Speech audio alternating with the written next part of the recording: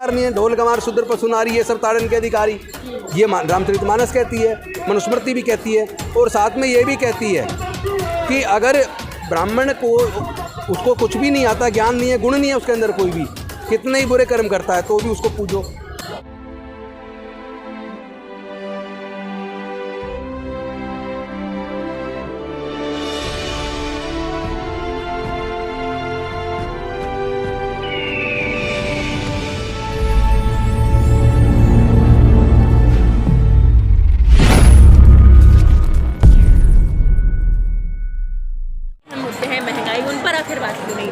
नहीं, उस पर बात करने इसलिए नहीं करेंगे क्योंकि वही महंगाई कर रहे हैं। वो तो अपने दोस्त जो पूंजीपति दोस्त हैं उनको मजबूत कर रहे हैं। उनको सारे देश के संसाधन उनके हाथों में सौंप दिया उन्होंने। वो तो गरीब विरोधी है, दलित विरोधी है, पिछड़ा विरोधी है, इंसान विरोधी है बीजेपी। मगर तब भी हर बार दावा करती है कि सभी का साथ सभी का विकास करेगी। सभी का साथ सभी का विकास वोट लेने के लिए, लेकिन फिर विकास करना नहीं है, साथ लेना, वोट लेना है, काम नहीं करना उनके लिए। और जितने वादे वो करते थे काला धन वापस लाएंगे, वापस आया क्या? कहते थे बहुत ही महंगाई की बार, अब की बार मोदी सरकार, अब तो दोबारा भी आ गई, वो भी खत्म होने वाला पीरियड। लेकिन महंगाई कहाँ है? कम हुई या ज़्यादा बढ़ गई? रोजगार मिले और छिन गए। 2 करोड़ हर साल रोजगार देने की बात की थी, क्या हाल आता है आज? 24 में बहुमत से आने की बात भी की है। 24 में बहुमत से आने की बात की तो देश की जनता तय कर ले। उन्हें ऐसी सरकार चाहिए जो उनके रोजगार छीनती है, उनकी झुग्गियाँ तोड़ती है, उनके मकान तोड़ती है, उनको रोजगार नहीं देती, नोटबंदी ला के उनको लाइन में खड़ा कर देती है मरने के लिए।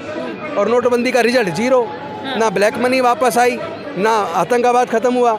अगर कोई एक फ़ायदा बता दो कि मोदी जी की सरकार से भारत की जनता को, भारत के लोगों को ये फ़ायदा हुआ।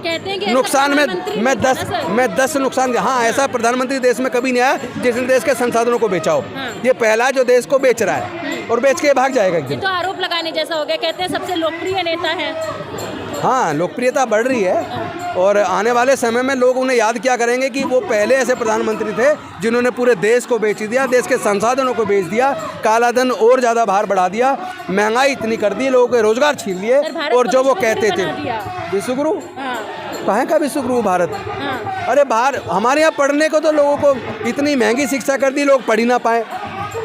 कई लाख रुपए एक साल की फीस है बच्चों की। हायर एजुकेशन में लोग किसी भी जाति धर्म के बच्चे पढ़ ही नहीं पाएंगे, इतनी महंगी कर दे शिक्षा। एक षड्यंत्र कहता है तो लोगों से शिक्षा भी छीनी जा रही है, उनका रोजगार भी छीना जा रहा है। उन्हें 10-5 किलो अनाज देकर, उन्हें गुलाम बनाकर, जो बंच ऑफ थॉट के अंदर गुरु गोलवलकर ने जो परिकल्पना की थी कि देश पे लंबे समय तक राज करना है तो उनके रोजगार छीनो, उन्हें गरीब बना लो, दीनहीन बना दो। तो बीजेपी बिल्कुल गुरु गोलवलकर के बंच ऑफ थॉट के हिसाब से सरकार को चला रही है और देश के संसाधनों को पूंजीपतियों के हाथ में बेच रही है। तो उनको जवाब पूरे देश को देना पड़ेगा। और मैं आपके माध्यम से, आपके चैनल के माध्यम से ये भी कहना चाहता हूँ, जो एजुकेशन मिनिस्टर बिहार के जो बोले हैं कि एक तरफ उन्होंने कहा कि मनुस्मृति और मनुस्मृति के साथ साथ रामचरितमानस और इसके साथ साथ तीसरा उन्होंने कहा बंच ऑफ थॉट, इन तीनों में मानवता विरोधी बात लिखी है। दलित विरोधी शूद्र कौन है?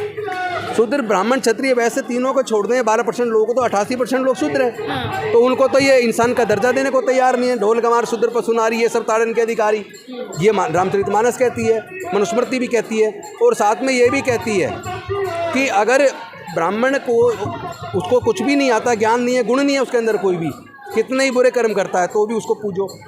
और अगर शूद्र जिसको सारे वेदों का ज्ञान और बहुत गुणी हो तो भी उससे बात मत करो, उसको तिरस्कार करो।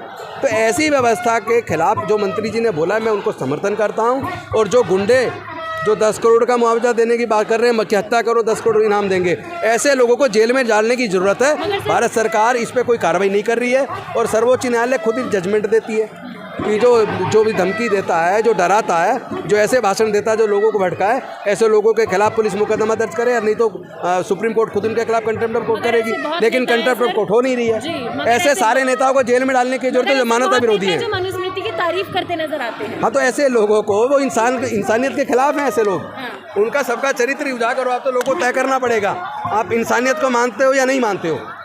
यहाँ पक्षपात विरोधी, महिला विरोधी, दलित विरोधी, जो इस वाली विचारधारा को मानता है, आप लोगों को तय करना पड़ेगा। या तो इधर या उधर, दोनों तरफा पैर नहीं चलेगा।